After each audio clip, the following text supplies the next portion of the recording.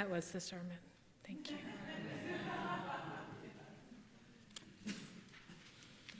An honorable harvest. An honorable harvest. Perhaps it's the military veteran side of me that is very drawn to that word, honorable.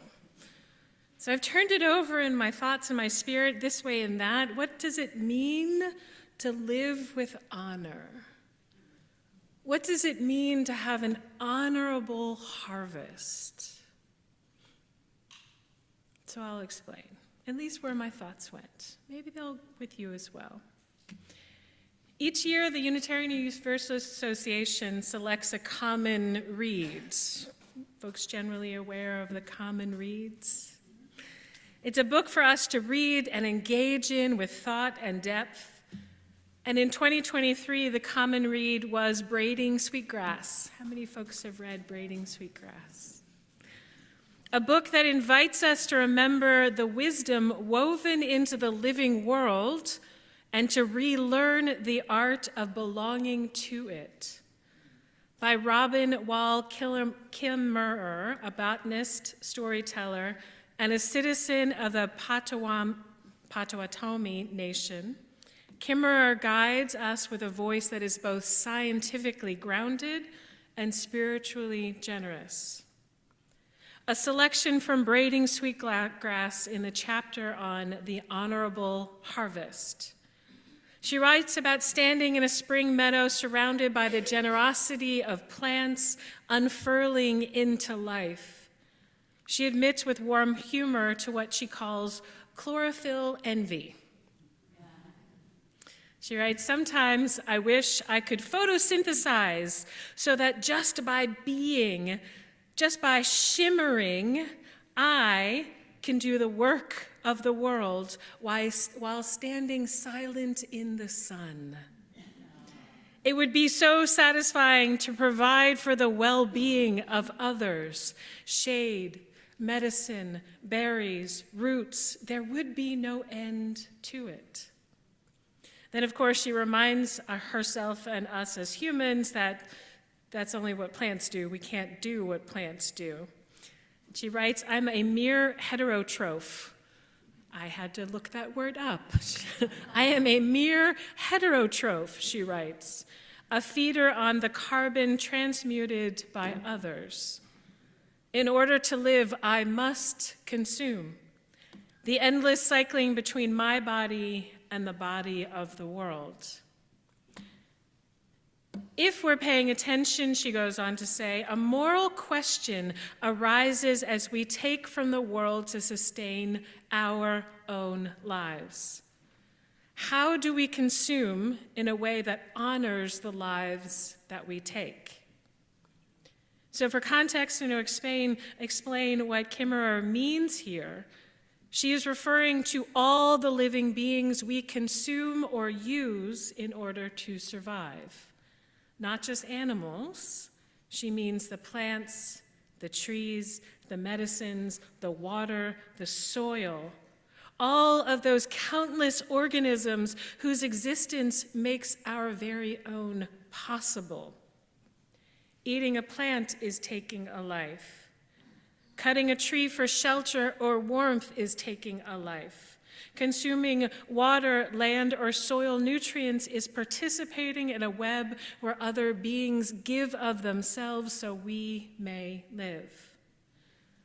For Kimmerer, this recognition is not meant to induce guilt. I'm seeing it on your faces. Come on, breathe with me.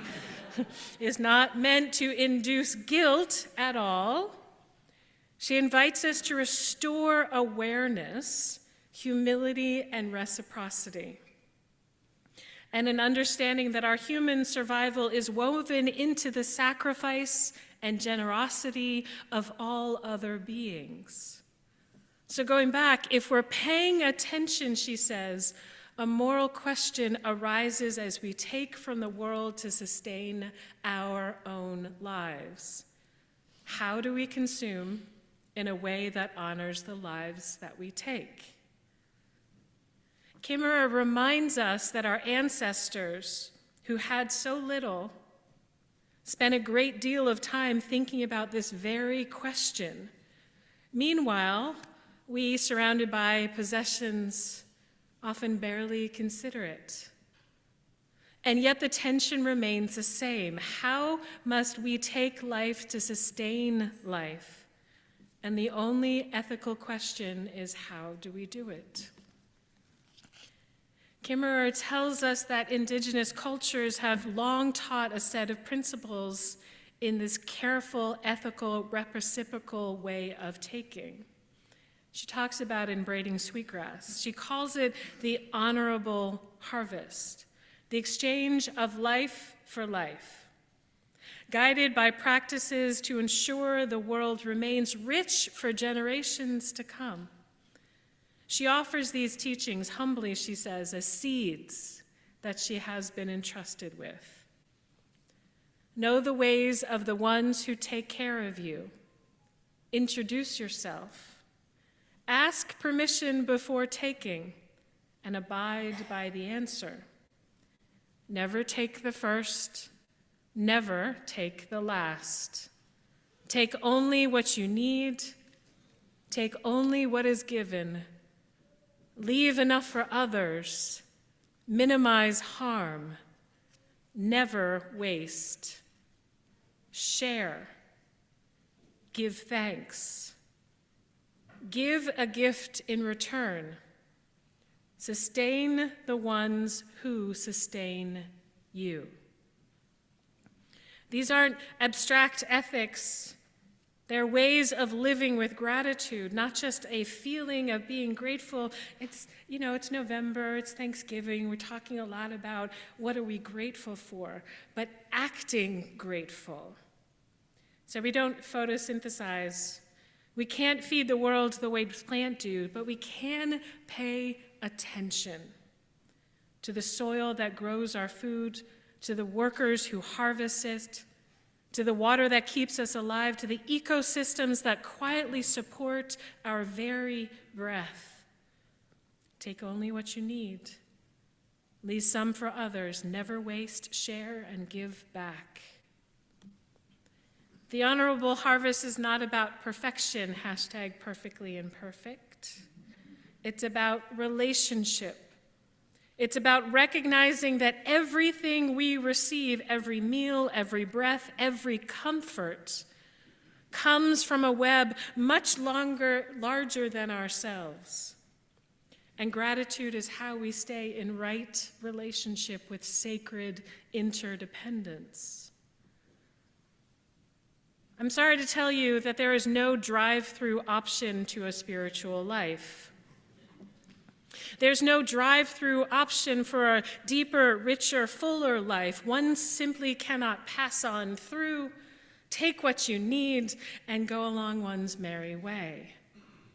Being a person of faith and conscience is a deliberate, intentional choice, or actually a series of choices, grounded in our values each and every day. Connected to community. I loved what Reverend Michael said this morning. That shimmer that happens only when we are in the presence of others and building something so much greater than ourselves. When we are connected to community, in service of that larger vision, that is the essence of a deeper, richer, fuller spiritual life. And I'll tell you why I find that now, especially right now, this is so incredibly important. Because, beloveds, we cannot stay stuck in the fear, rage, and grief. We cannot stay stuck there. We cannot wallow in the unfairness of the human condition. Are there people involved? It's going to be messy and complicated. That is the beauty and the complexity of life. And what is within our power this day, this blessed, gorgeous day, even with the extreme injustices all around us, is the possibility of making a difference in small and incredibly consequential ways. Know the ways of the ones who take care of you. Introduce yourself. Ask permission before taking and abide by the answer. Never take the first, never take the last.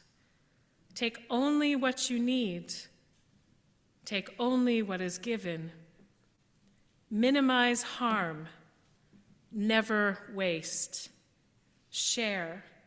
Give thanks. Give a gift in return. Sustain the ones who sustain you. The spark of the divine within all of us invites us to live with honor and gratitude for all that we have been given. For this is the day that we can make a difference one breath at a time. One act of courage, one gesture of kindness and compassion, one bold movement towards the collective good, which is another name for the divine in our world. Every revolution starts with an idea. So may we walk gently. May we take only what we need. May we give back with full and grateful hearts. And may we sustain the ones who sustain us, so that life may flourish for all of us and all of creation and for all the generations to come. So may it be, and may we live it together.